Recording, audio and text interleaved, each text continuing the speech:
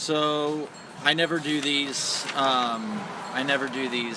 Like with audio. Okay. I always send them with email. Yeah. And it's way easier to just not have to look at someone. Sure. And like ask them like what they feel about stuff.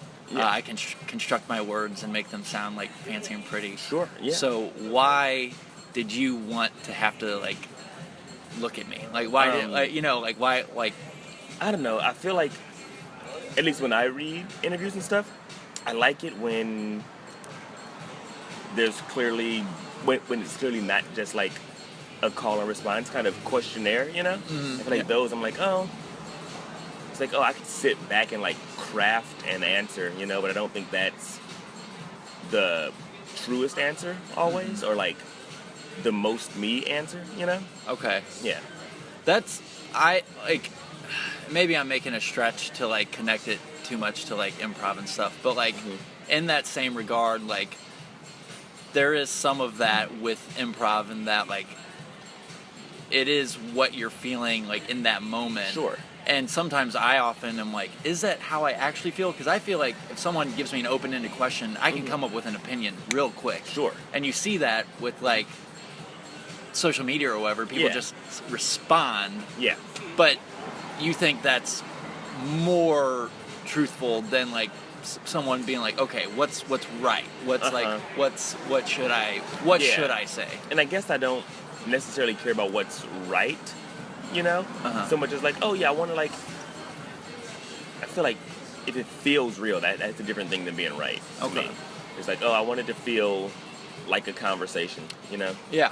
I want to have a conversation about it. It's like, oh, I feel like if we're having a conversation, this won't go in the same way that the questionnaire is written, you know? Right. Yeah. And I agree, because when I like really try to structure them, when I write them in a way that I'm like, I'm going to kind of guess what they'll probably say, and then my next question will be hopefully it's kind of segued into yeah. So no, that makes sense. Cool. I was just wondering. Yeah. And I also don't think I feel like I'm worse over email.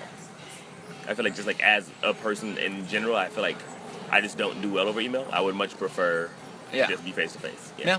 Cool. Well, I'm glad. Thanks for meeting with me. Yeah, no problem. So congrats on all the cool work. You're on Netflix. You're on Netflix. Yeah. That's a cool thing. Yeah. Yeah. How's that feel? Like, do you feel like I'm there, I'm doing it? Absolutely not. No way. I'm still on the reg making sure that I'm like hitting up lunch specials, you know? I gotta make sure that I get like the cheapest grub possible. Yeah. But it's cool to be working and gigging. Like last year was my first full year not having to get a day job to like pay rent. That's cool. Cool. Awesome. Yeah. And that's its own accomplishment. And it's like very cool and lets me know that I'm on the right track, but I'm not there yet. Yeah. Right. We were talking about this, me and my friends, about like moving and like pursuing this same sort of stuff. And, you know, we're like, I don't think there's ever, like, I think pursuing this stuff, like, there's never a point, even like, probably like, I don't know, name like Key and Peele, let's say, or Will Ferrell. Like, they still are like, they're never just like, oh, well, I did it. Like, they're still putting out stuff and continuously hustling. Yeah, absolutely. And I think, like, I don't know, that, like, has to be scary in that, like, oh, gosh, this, like, anxiety to, like, never stop doing stuff will just persist. Yeah. And how do you make it not anxiety? How do you... Well, it is absolutely an anxiety thing, right? Because, I mean, I feel like the motivation to get into comedy isn't exactly... Like, if it was like money, then anybody could just quit, right, once they hit X amount of dollars. But the motivation seems like it's like, oh, I want to make sure people like me. I want to make sure that I'm not, like, as insane as I, like, feel sometimes. Yeah. So, like, if people are laughing, that means it's a good thing. So I'm not ridiculous. I feel like you've always got to, like, remind yourself that you're not insane. So you've got to keep doing shit. You've got to keep being like, oh, am I crazy now? Like, am I going to walk into a room and all my friends are there and they're going to be like, surprise, we hate you. It's like, oh, no, I got to make sure that doesn't happen. So I got to keep doing shows. I got to keep being funny. That's so funny you say that, because that's like a genuine fear. That's my worst fear, that I'm going to walk into a room and everybody that I know is there, and they're going to all Just surprise hate me you. and be like, hey, we've been lying to you the entire time. You're not funny, actually. You're really, not good. We've really been trying to like steer you away from all of this, Yeah. like as subtly as we could. Yeah. But now it's at a point where It's like, we're oh, going. we can't even pretend to like you anymore. Oh, You're that's done. the word. That's my. I And think the- about and- that way too often. And you know that's illogical. Yeah. Like you're like you're a smart person. yeah. You know that's not. I know that's not what's going to happen, but Yeah. yeah. Okay. Mhm. Well, all right. Yeah. Well, what? Tell me about the Netflix thing. Like, did you get any say in like the creative part of like the lines or anything? I mean, or No, not really. I mean, they had us play around with it a bit, but my friend Natasha wrote that episode with Okay. some people, so that worked. Everybody got an episode, and they could kind of, I think they wrote it and pretty much cast it themselves. Really, like I'm sure they had a few people audition probably, but for the most part, it was cast on their, like, the main people got to cast their friends or whoever they wanted in it. Okay. And Natasha, I've known since I've moved out here, and she's been great. And was like, I think you'd be great in this. We had also did that kind of dynamic in our friend Charla's web series. Okay. Yeah. Okay. That's yeah. Like having people, you know, like there's like the. It almost sounds like networking. I'm sure you had have a genuine friendship with Sure. Yeah. Natasha. What? How do you? I don't know. How have you managed to just like play it cool enough to like so that people do like you? Because obviously they do and want you to be in stuff because they think you're good. So like I how? don't know. I think you just be nice to people. Yeah. Yeah. It's like, I think it's that simple. I guess in like the shrewdest way you could look at it, it could be it's networking, sure. Yeah. But only in the sense that like you want to have friends, and we're in a particular, not even a particular business where that is a thing. I feel like that's in most business. If you're buddies with somebody, you're probably going to give an opportunity to your buddy, right? Right. Yeah. No. I'm actually gonna put this away because like. Cool. Just, yeah. Why? Yeah. Yeah, that's definitely true because like you can get like a degree in accounting and like some Yeah. firm still wants you to like fit in with their culture. Yeah. And that's just like personalities meshing. Uh-huh. And that's just like making friends. Yeah. Um, Absolutely. That's why like nepotism is such a big deal, because it's like, oh, this person. I mean, that's not exactly the same thing, but a similar idea. It's like, oh, this person might not be. This person just like knows the right people to get this gig. And that in my case for this is absolutely true, but I also think that I was capable of doing it. I mean, Sure. I did it. Yeah, I don't think I'm ill-equipped to do it. But yeah, I mean, I guess like you don't want to. Oh, hey guys, just a heads up, we're closing on the outside in about 10 minutes. okay, Okay, tight. thanks. It's yeah, I guess like if you know someone, like it just makes sense. Like, yeah, I know they're like I've seen what they do. Yeah, I know they're gonna do well, and I like them. yeah, So I'm going to put them on, and like there's definitely resentment that gets like built like within like theaters, for Sure. example. Uh-huh. And you know you always want to be like it's kind of true, but like Yeah. like how do you deal with that when have you ever I'll say this, have you ever dealt with like people who have like felt bitter toward that and maybe you or anything like that at all? I haven't noticed it a ton. If Uh-huh. people do feel bitter, I'm not gonna not take the fucking gig. Right, You know? sure. I'm gonna, yeah. Sure. Yeah, I don't know. I try not to get bitter myself, you know? Yeah. So I try to think that people aren't bitter towards me for getting the gig. Yeah. Yeah, if they do, then whatever. And probably the few people that would get bitter probably aren't your close friends. Like, Yeah. Yeah. And I imagine if it was a close friend that we'd talk about it. And I'd be Right. like, oh, well, I got the gig. And they'd be like, oh, yeah, well, you got the gig. Tight. Yeah. You know Yeah. the story. Continuing on, like how similar, like working in entertainment industry is to just like any other job. You made the comparison once. I remember we were in Mullins, and I don't know if you remember this at all. I remember it vaguely from the email. I was like, I kind of remember that. I'm not sure what the sentiment I was getting at then, but I was clinging on to your words, so okay, so cool. I'm sure you were like, yeah, I'm sure we had that conversation, but like you said something along the lines of like, there's so many people who go to law school, and not all of them become lawyers. Like it's like a cliche. Like there's more people in law school like currently than there are actual lawyers, like practicing lawyers or whatever. And you made some point like that to say like to go for acting is not much different than that, and that like my chances if I work at it are equal or around the same. Like so my question is like, I don't know, how do you feel about like, I don't know, how do you feel about just like doing the work? Like what would you say about doing work? Like how much do you have to hustle to like make sure you're like making shows, and how much that like influences like work you get like for actual paid gigs? You gotta always be hustling. You gotta always be working. The few decent sized gigs that I've gotten recently have not come from auditions. They've come from me doing shows and just like meeting people, and those people finally being in positions to like give other people work, and they decided to give me work because they knew that I was working. I feel like people, in the way that like people give rich people free shit, I feel like people give people who are working jobs. It's like, oh, like sure, everybody like breaks in at some point, but you got to be working in some way. Like nobody is sitting at home right now and gets a phone call saying like, hey, like, do you want to come do this movie, or do you want to come do this TV show? You got to be out working. If you want to work, you got to be working.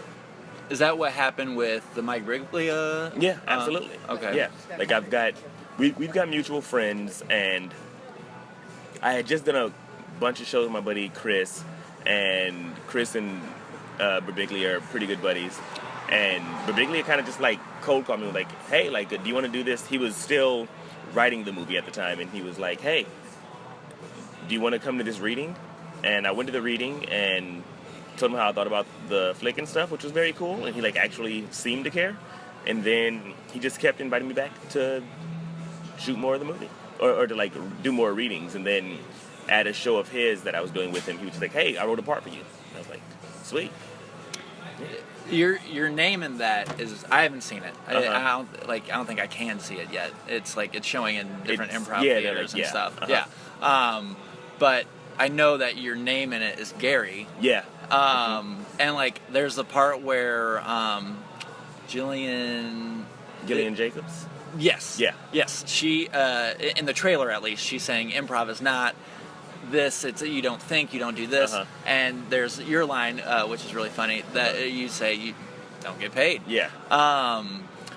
Like, what, I don't know, what was it like to play someone who I'm guessing was very close to just yourself? I guess voice-wise, it was like fun because Mike just let me.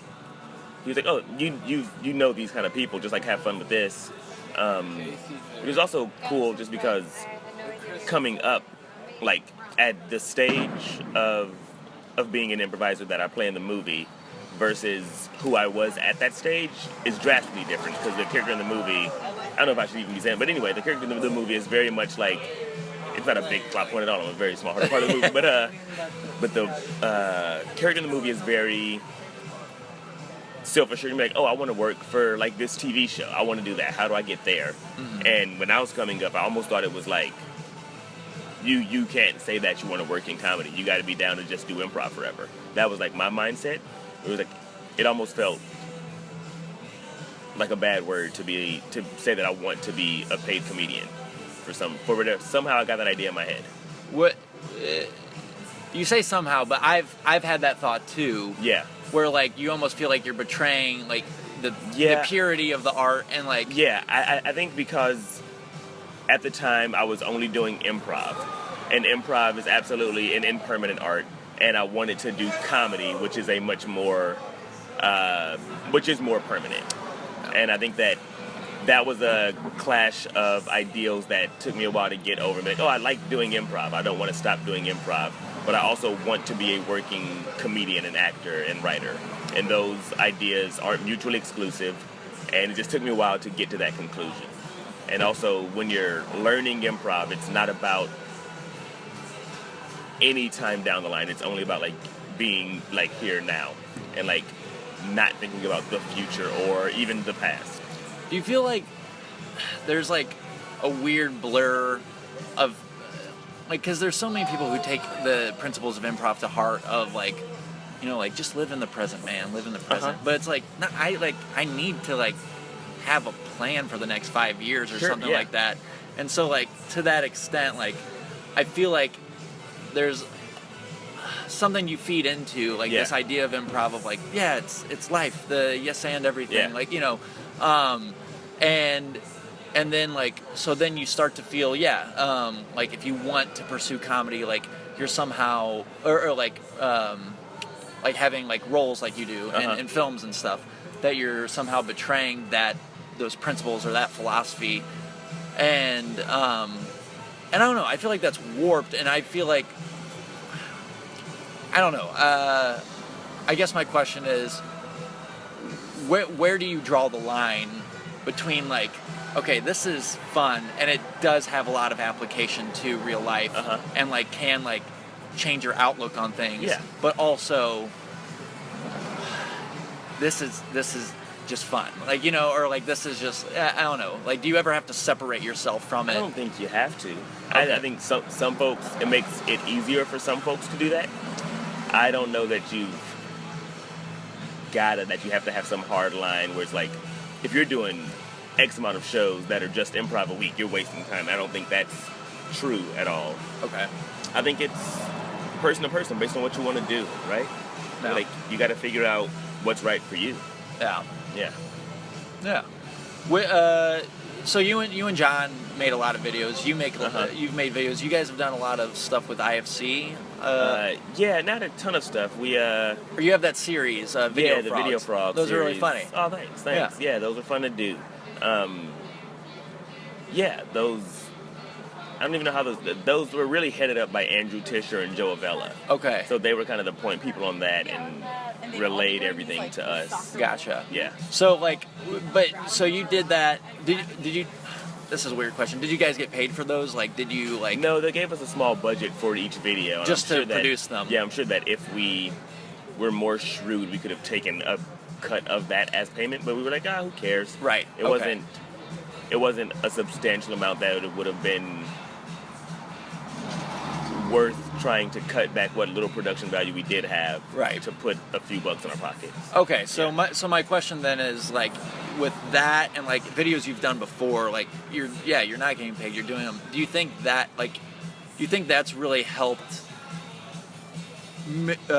prepare you for doing on-screen performances? I mean, oh, sure, just like doing videos in general. Yeah, because, like, they're, like, absolutely, one, you have, like, a reel, I guess, and I don't know if you've ever had to use those to show them to people. But, like, I would think that, like, creating that permanence or something that, like, has a shelf life, would help to sort of propel you. I don't know, like doing improv shows all the time.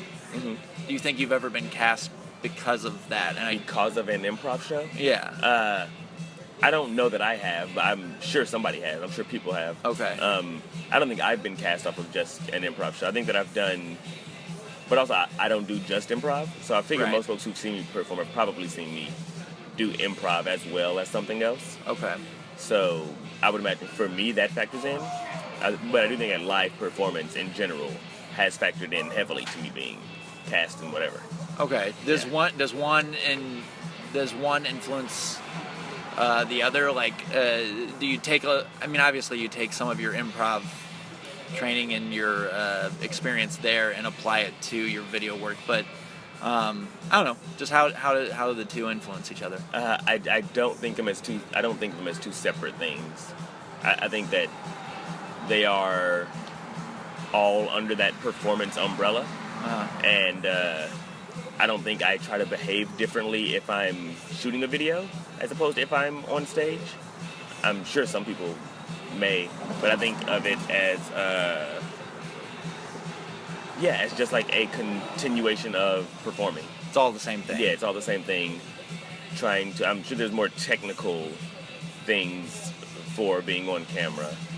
But as far as like the actual acting, I don't think I've done it. I don't think I've been too much bigger, but I'm also like not a terribly big performer. I don't think, at least. I don't think anybody sees me that like, whoa, that dude's cartoonish.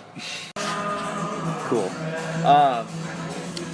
Yeah, okay, so it's all like the same thing to you, for the most part. I mean, I'm sure there's obviously some distinctions. The, like, small technicalities of like, oh, in one there's a live audience. There's no live audience here. I get to say these over and over again. Right. I do think that doing live improv and sketch have given me the skills necessary to offer different things during different takes, film-wise. Yeah. I think that it's just giving me more confidence to play around with stuff, and at least what I perceive as knowledge that I'm funny, and like allows me to like take those risks. Like risks, air parentheses. Right. Yeah. I mean, like, at what point did you start feeling confident? Because, like, I'll feel confident, and then I'll come here, and I'm like, why am I not confident? I'm sure I'm not doing out of the years I've done improv and where I'm at now, I'm sure I don't do like drastically terrible shows compared to like what I see. And that's not to say that I don't see amazing shows that I definitely know are better. But there's no reason why I should feel like unconfident about myself. So at one point, like, and what do you think it took for you to really be like, I'm cool, I'm good with it all the time, like I'm good? I was super lucky because I started improv when I was like 18 in Chicago, and pretty early on, a lot of the dudes that I looked up to were very nice and kind to me, and they all said, they were all complimentary of me. And that gave me confidence that I think is like, kind of, at least like so far, has been kind of like unshakable. I for sure get down on myself and get in my head about a lot of things all the time. Yeah. But I think that knowing that these dudes who had no reason to, who like were seeing and have performed with the dudes that I think are the best, saying nice things to me, I was like, okay, cool, then I'm doing something right. Something's going right. You just felt safe. Yeah, I felt I was like, okay, cool. Yeah. These dudes were on my side, then I don't care what these other people think. Right. Like, the folks that I wanted to impress were impressed. Yeah. And they, like, became friends with me, and they were, like, nice to me, which was great. So you moved to Chicago, and you went to Columbia College, right? Yeah. Were you, I think this is right, were you an acting major? Yes. Okay. Yeah.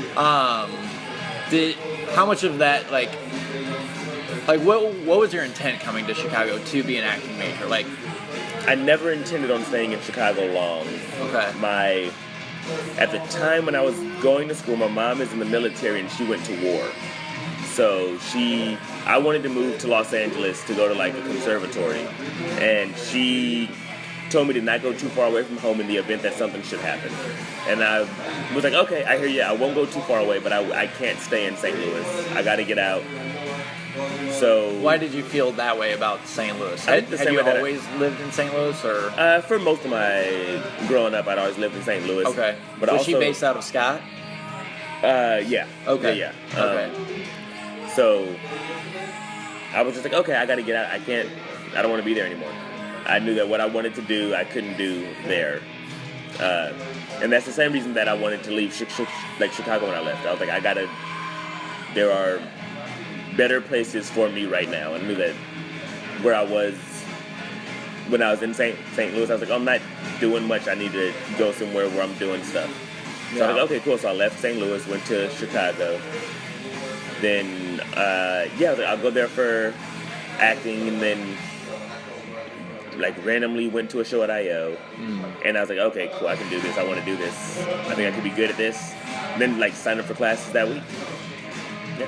And you would, I've heard this, I don't know where, just a podcast or something, but you would double up on classes. Oh, all the time. Yeah. They kind of stopped me pretty late in the thing, and then I kind of like started really enforcing it because other people started doing it. Mm-hmm. But I was like having a blast for a while. Yeah. I would like skip class and go to take another improv class. And I was like, this is great. This is the best. That's awesome. Yeah.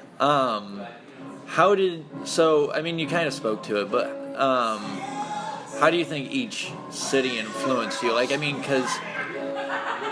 Or do you think, I don't know. I guess I always wonder, like, how much of your external environment influences your personality, the way you interact with people, because, like, St. Louis has a very particular vibe. Sure. Which is different from Chicago, which is different from New York. Yeah. What do you think... I'll start with what made you get into this in general, like when you were younger, that said, I'm going to go to Chicago at 18? I don't know. I just did theater in high school. I remember going on like a trip with my school, and we went to LA, and we went to Disney World and did like a workshop, like an improv workshop.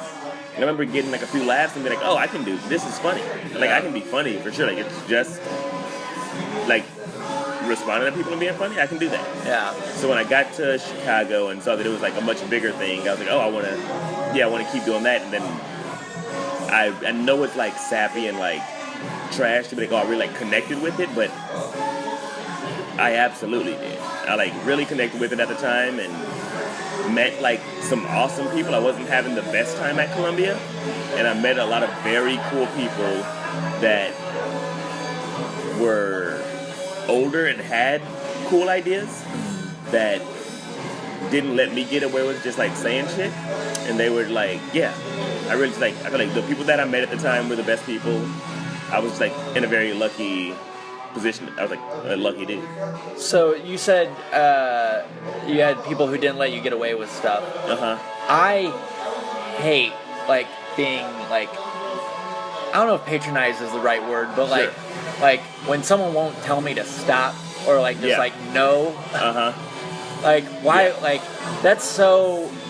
I don't know, how beneficial was that for you to like, and like how did you take it? Like someone being like, cut it out, or like try this a different way, and like how did they do it to where you did receive it and it inspired you to do better, I guess? I'm trying to think of can't think of right now any particular event, but I just know that like, I don't know, I just had a bunch of buddies who were just like, if I was ever, I feel like when I was younger I would do a lot of stuff to kind of like on stage, if I was like trying to be like provocative and like say like weird or like gross shit just to like be like, oh, I'll get a groan here, they wouldn't be like, oh, that was funny. They were like, what were you doing? Like, all right, yeah. And I'm like, I didn't get laughs. Like, yeah, you weren't trying to get laughs. You were clearly trying to get something else. Like, that's fine. And it was never like a stern talking to me. It was just like a very like fun, like familial way of saying like, yeah, if you do that, you're not going to get laughs. That's not a funny thing to do. Yeah. You're like, oh yeah, that makes sense. Yeah. So you can't get laughs. I mean, you can, but you're not getting laughs. You can't be upset that you're not getting laughs if you're not trying to tell jokes. You're not trying to be funny. So like there's so much of like in improv them saying like people or coaches saying like don't go for the laughs, but like that's what you're there for. Yeah. It's just a verbiage thing, right? Yeah. Because if anybody gets off stage after doing a show and they don't get laughs, they're never like, yeah, but we did exactly what we were trying to do. It's like, you got to go for something. And like, laughs aren't a bad thing. I don't know why laughs are I think like the idea is like, don't sell out something for like, it's like, oh, odds are if you don't sell out the scene for this like cheap laugh here, you will get a much more rewarding laugh later. That's the idea behind that, right? It's like, oh, don't go for the laugh because there is something deeper and heavier there, which I agree with. But I don't think but that's still, you're still going for the laugh. If you hold back here, you're still going for the laugh. Right.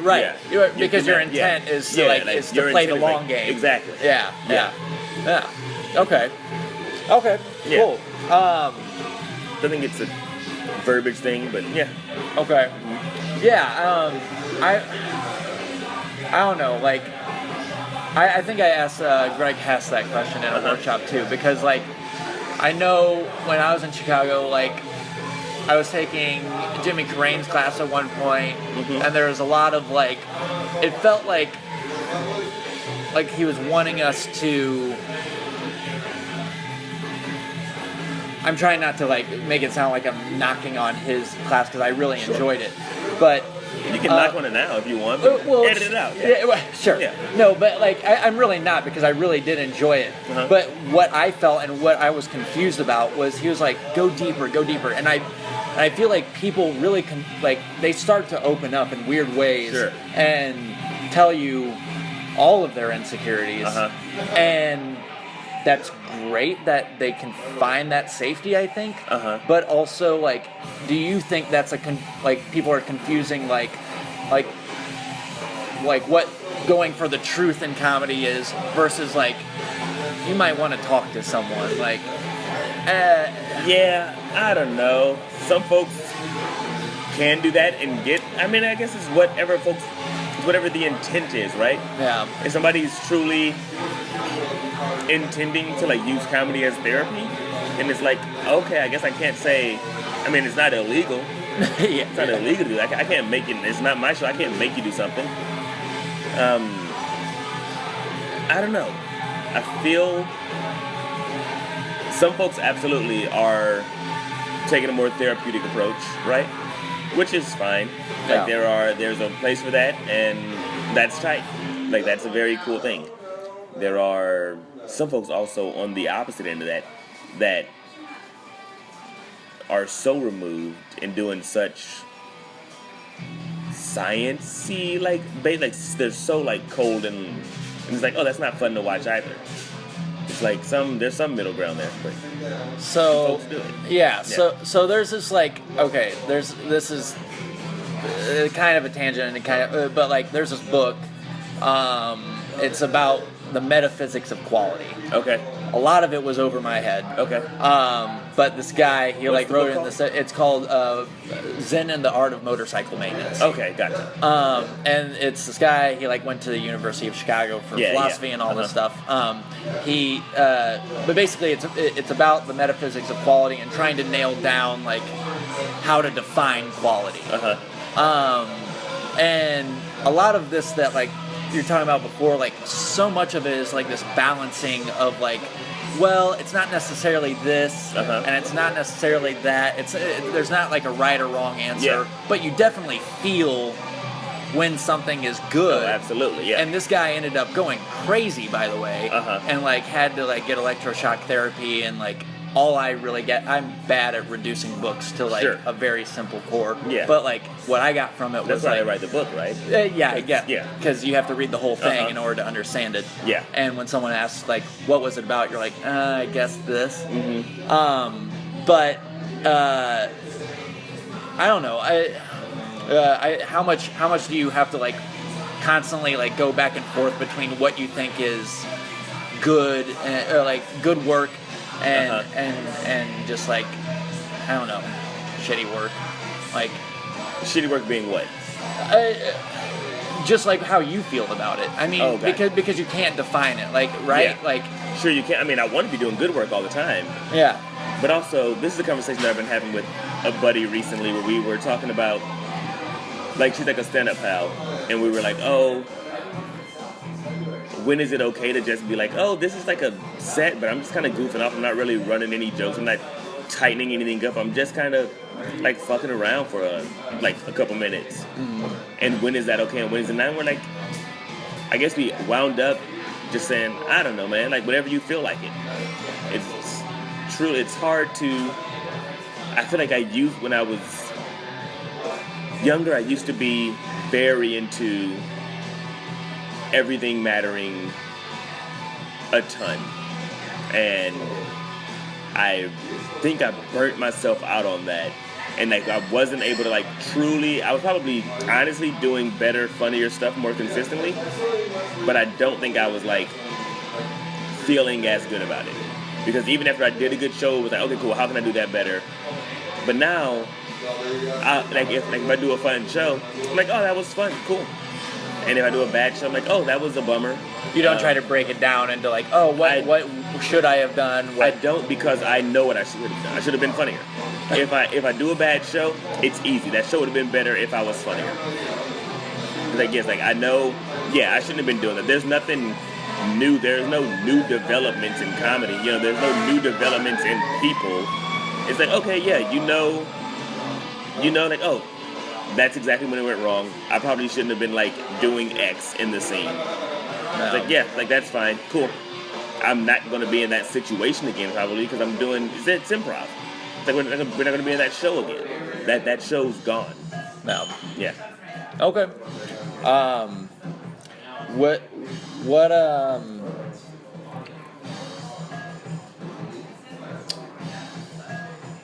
I'm wanting to ask, I guess, like, so you came up through Chicago, you had other guys, like, you lived with TJ Jagodowski for a little bit. For sure, well, yeah. Yeah. So you had guys like that, like, kind of instilling confidence in you. How much did it help, though, like, finding, like your group, your tribe, like, with, like, John and, like, all those guys, like, how much has that helped in, like, actually making life decisions to move places? Because, like, you got, I know, like, I think it was, like, you, John, like, Matt Barrett's, Carmen, Christopher, like, all you guys, like, moved almost at the same time to New York. Well, I moved a year before all of them. You did? Yeah. I didn't know that. Yeah, I moved... Not that I should know all of these people. Sure, yeah.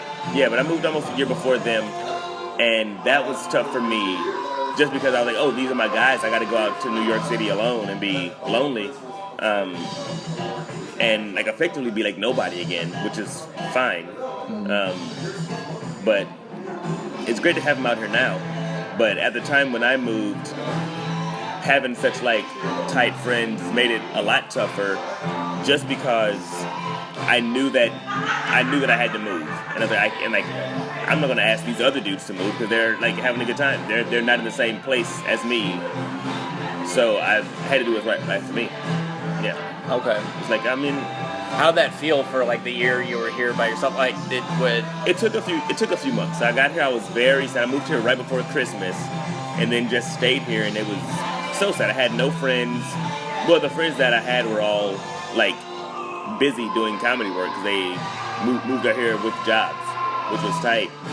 But yes, like, I just, like, had no friends, and I just had to go back to zero. Like, go to classes, go to shows, be nice to people, be complimentary, and, like, soon I was, like, meeting people, and they were like, hey, do you want to do this show? And I was like, yeah, absolutely, I'll do whatever.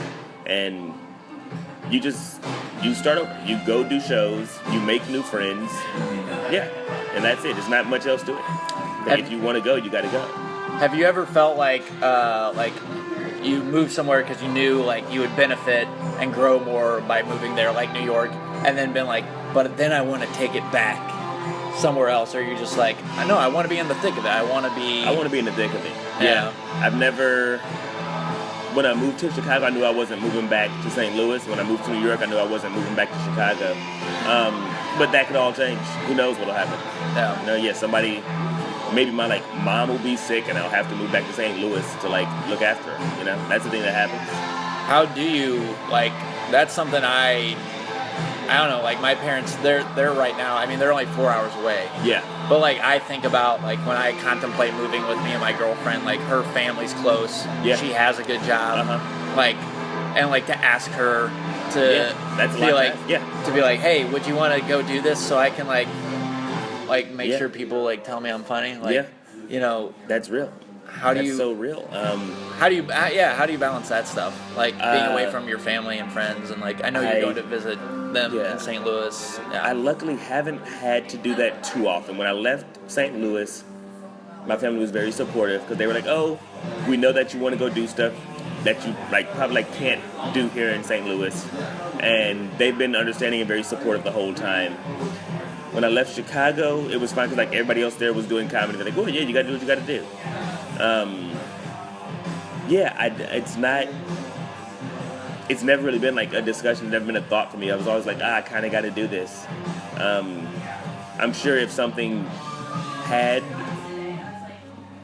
become a thing, I would have had to, but I don't know how to answer the question because I haven't had to deal with it yet, really. Sure, yeah. Like right now, I know my girlfriend probably wants to move to LA, like soon, and I'm not sure what will happen. Okay. And it's like wild and it's scary, but it is what it is. What? And of course, you don't have to answer any of this. But what's her motivation for wanting to go? Does she do comedy as well? Yeah. So what's her motivation for wanting to go there, and what are your reservations for not? Well, necessarily she's been here for 9 years now, maybe 10 years. So she's just like, I want to move. I've been here super long. I want to go. A lot of her friends have now moved out there, and I'm sure she will work more if she gets out there. And she has a job right now that'll move with her, which is cool. And my reservations are just that I'm so new to New York. I really like it out here. And, like, I'm still doing well. Like, somewhat well. Yeah. You know? Like, I'm, like, broke, but I've got rent. And I'm making rent doing comedy, which is tight. And I don't have the, like, money to even buy a car right now if I needed to. Yeah. Which is fine, but I'm just really digging New York. Yeah. And I don't want to... I'm digging, like, the New York scene, and I'm digging me in New York. Yeah. And I'm like, okay, cool. The money thing. Yeah.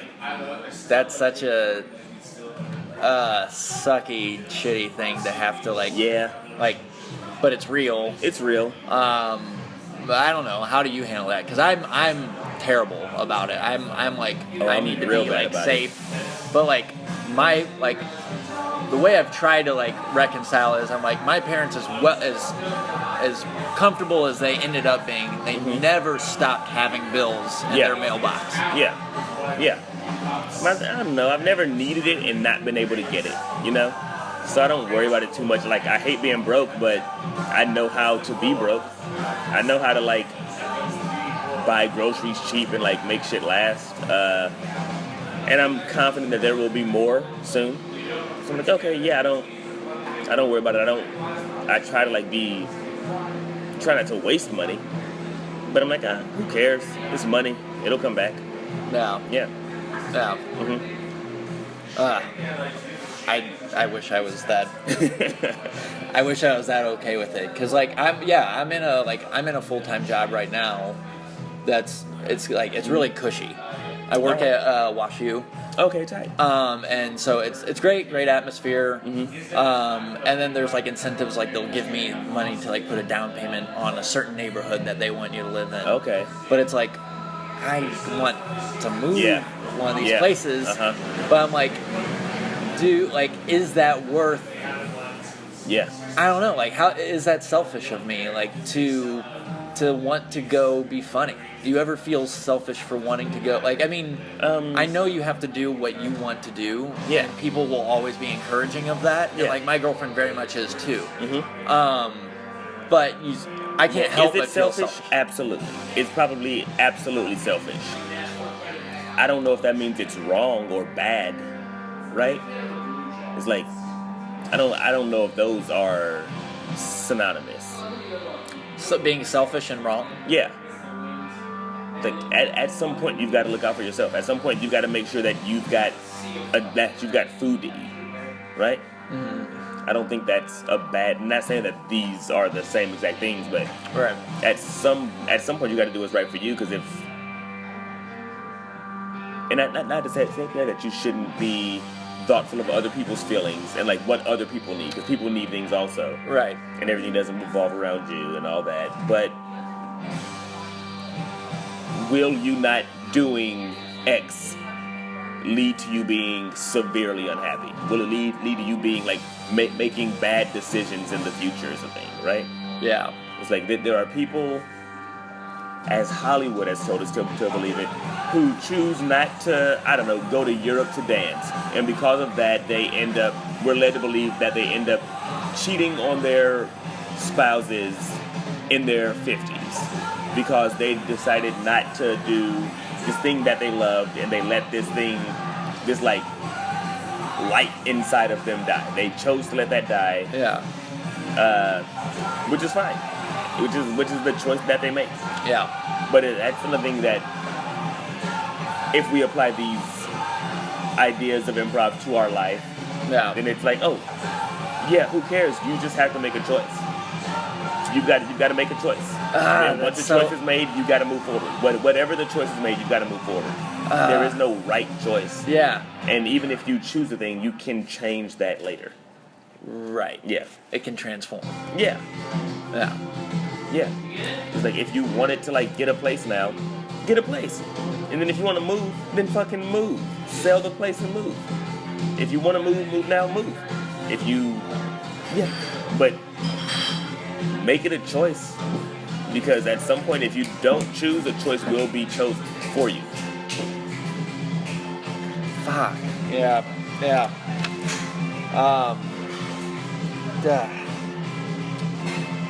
All right. Well, bringing it back a little. Okay. Yeah. No, I mean that's so great. Like, I mean, like I said, like I really like I interviewed Joe Firestone. Oh, and, nice. like I've been really like. She's the best, isn't she? She's wonderful. She's the best. She's wonderful. She's great. She did a podcast today, and I was just taking refuge in that party space. Yeah.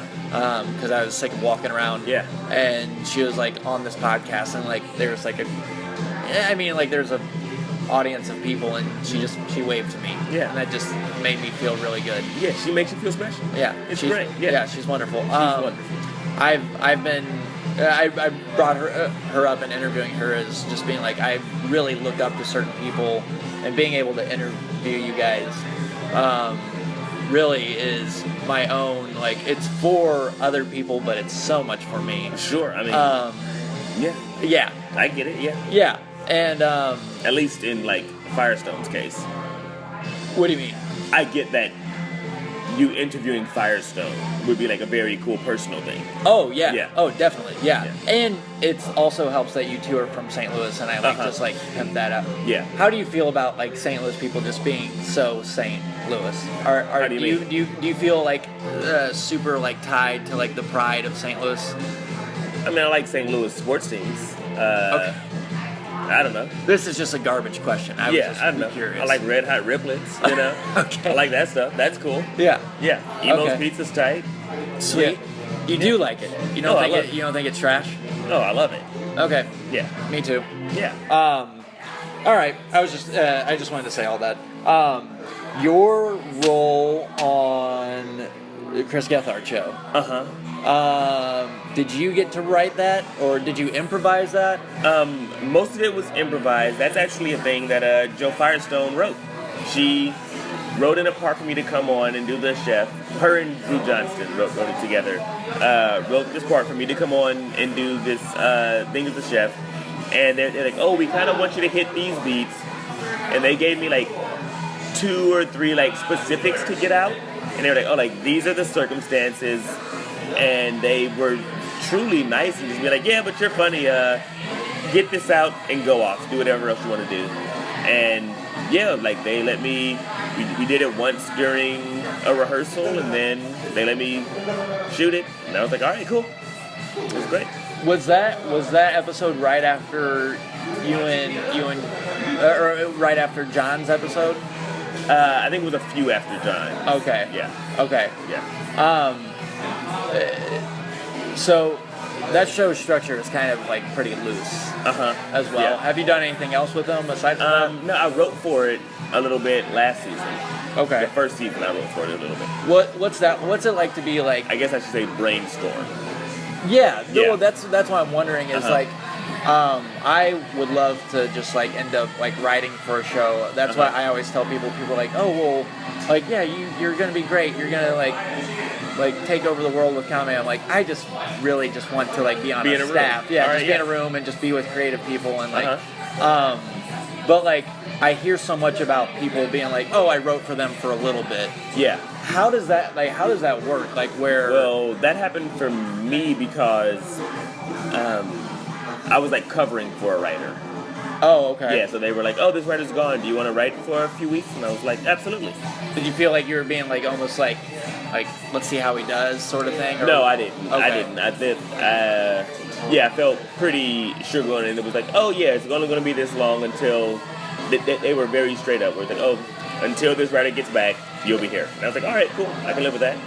And what's it like being in that, like in a writer's room like that? I'm sure it's different for each show, for whatever show you're on. Yeah, but for that one, it was a blast. It was just like hanging out, tossing around bits, then like writing them. It was, it's very straightforward. It was at the first season, it was in this like terrible studio space that like was underground, so there were no windows. And I would get there a little bit early so I could like read or like work on whatever else I was working on at the time. And that was a terrible decision. Just because I was like in this bunker essentially for hours, going crazy. This is the worst. But I like loved working on the show. Yeah. Just because it's like, oh, I'm here, and all these people are making this TV show happen. Yeah. And it's like other people that I enjoy comedically, and we get to just like tell each other jokes all day. Yeah. And then drop those jokes. Do you want to be?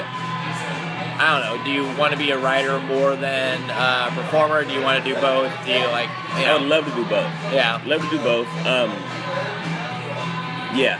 Like, what's your ultimate goal? Like, when you see yourself at like the precipice and you are like you have Jerry Seinfeld money. Like, what? Like, what is that? Honestly, probably like the idea of writing for some show that goes in perpetuity isn't that popping to me. Isn't that tight? But I don't know, like making movies, like doing. I like projects, I like things that end.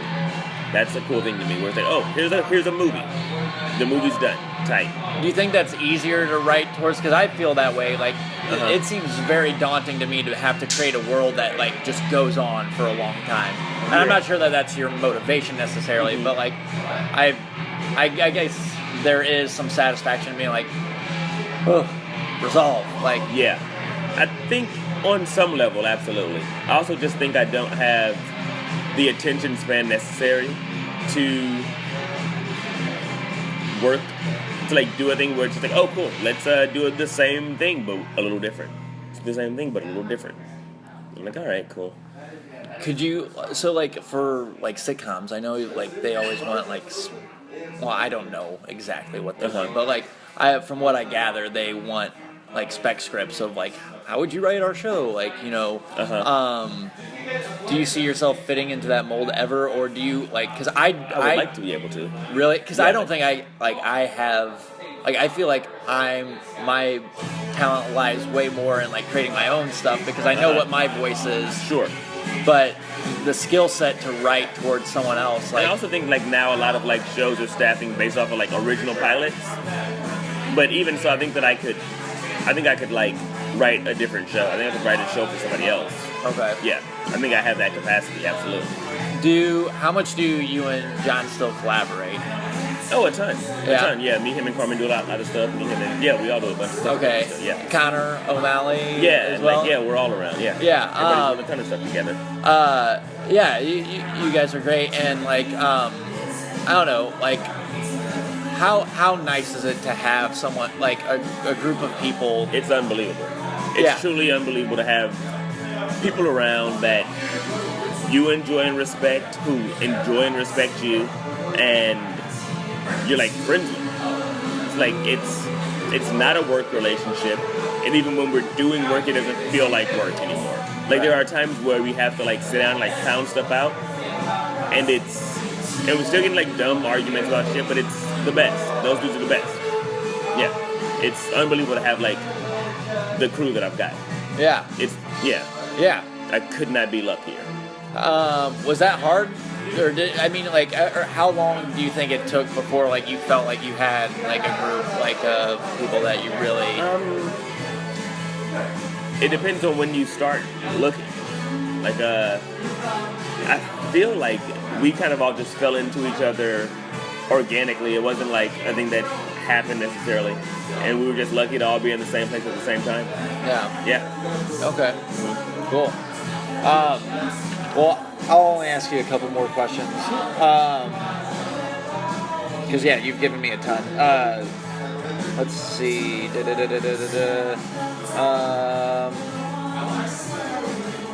Well, I'll start here and then I'll go jump to here. The sketch I told you that I really love, movie. Yeah. That was with John. You guys, you said like you guys like just, or you feel like you guys are just doing bits with each other and doesn't feel like work. Was that sort of the same thing? Because like that's how it feels. Like that's how it feels watching it. That one in particular was just like no script, but we like knew what we were doing, and we were just like, all right, yeah. We talked about it. John had that idea, and he was like, "You want to do this?" And I was like, "Yeah, absolutely." So we just like found time to do it. It wasn't over. We didn't overthink it, which I think was good, at least for that. At least in that, yeah, we didn't. Has it been that way for a lot of original content you've had a heavy hand in? Because like, there's sometimes where I'm wanting to do sketch, and it seems like me or people I'm with want to like really like we gotta take certain protocols and the steps, and it's like an absurd amount of polish. Yeah. Yeah, I think for a while I just artistically like rebelled against that idea of like a ton of polish, and I think just because of where I was at and what I was seeing, I was like, oh, I don't want to do that. There's enough people doing that. Let's do something else. Let's like keep it looser. And I'm sure that I could like stand to use more polish for sure, like currently.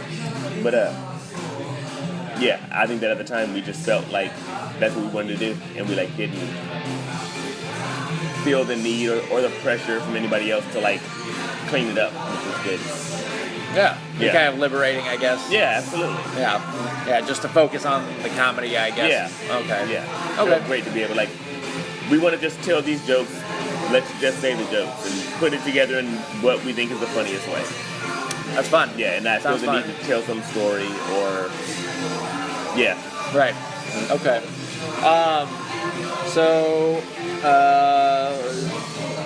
Last question, real important question. What advice, broad advice, would you give, or like maybe harsh realities, if you had to, like, if someone were just like, how do I get into comedy? What do I do? Like, what advice would you give someone who wants to do what you're doing? And I'll give you an advice and a harsh reality. The advice is just to be work hard and find people that you like to work with, and figure out how to work with people that you don't love working with, because that's going to happen. Okay. So just work. Just be prepared to work. Find out how to be a good worker. How to be a good worker. Be a good worker and work. Keep working. The harsh reality is like you've got to remember that maybe you're not funny, or at any given time, maybe you're not being funny. Maybe that's why it's not always like a bad audience. It's like sometimes like shit's just not hitting because that night it's not funny. Like, yeah, and there's nothing to be like upset about. That's how it fucking falls sometimes. That's how she goes. Yeah. Real quick, a tangent off that. Do you think people can become funny, or do you think like it's like? How do you mean can become funny? Like through classes and training. Like, I mean, do you think everyone has it in them, or do you think like there's definitely like people who are more gifted, or their personality naturally leans to a humor? I don't think everybody has it in them, but I think anybody can have it in them. And I think that, I think that classes teach a particular skill set, and I don't think comedy is a skill. I think, or at least I don't think funny is a skill. Comedy's for sure a skill. Like some people are very good at like crafting jokes, and some people are good at being funny. Yeah. Okay. Mm-hmm. Do you have anything you want to plug? Anything coming out? No, not really. If you see something I do, check it out. Okay. Yeah. If you like it, tight. If not, That's cool too. You know, I'm just trying stuff out. All right. Yeah. Sweet. Well, thanks, Gary, so much. Thank you, dude. I'll see if I can turn this into an actual audio thing, or if. Cool. Yeah, it would be great. It might be a little rough. Yeah, but yeah. It'd be. I don't know. And if it is an audio thing, I just want to apologize for everybody for chewing chips at the beginning of it and being rambly. But it's all very authentic. Yeah. So, this is Sketchpad Comedy signing out. Gary and Logan. Bye. Bye-bye.